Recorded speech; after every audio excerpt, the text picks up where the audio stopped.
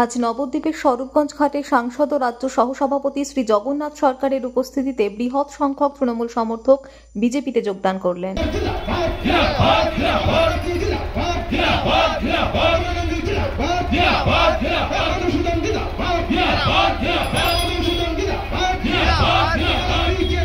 কেন মানে কি মনে হচ্ছে কি কারণে জয়েনিংটা করলেন? সিএ এবং এসআইএন নিয়ে তৃণমূলের ভণ্ডামির জন্য প্রতিবাদে চলে আসছে এবং হিন্দু ধর্ম রক্ষার জন্য তারা আসতে বাধ্য হচ্ছে।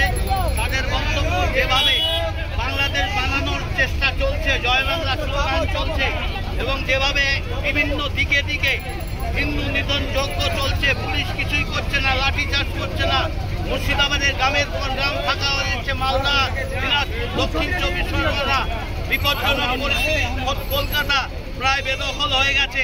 আর এর হাত থেকে পরিত্রাণ পাওয়ার জন্যই আজকে যারা তৃণমূল করছিল এবং তারা আজকে ভারতীয় জনতা পার্টিতে জয়েন করেছে। নিয়ে পশ্চিমবঙ্গে সরকারের পক্ষ থেকে বিভিন্ন সময় দাবি তোলা করা হয়েছে, বিশেষ করে তৃণমূলের পক্ষ থেকে বলা হয়েছে যে রক্তগঙ্গা বইয়ে দেবে, এছাড়াও বিভিন্ন রকম বক্তব্য করেছে।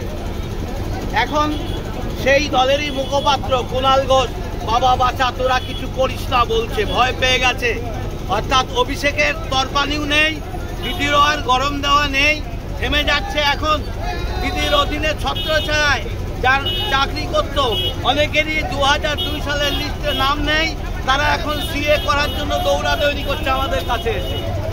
খড়দহে একজনের মৃত্যু ঘটেছে এবং তৃণমূল সুপ্রিমো মমতা বন্দ্যোপাধ্যায় সোশ্যাল মিডিয়ায় পোস্ট করে বলেছেন তিনি সুইসাইড নোটে লিখে গেছেন এসআইআর এর জন্যই তার মৃত্যু, মানে আত্মহত্যা করেছেন এসআইআর জন্য। কি বলেন?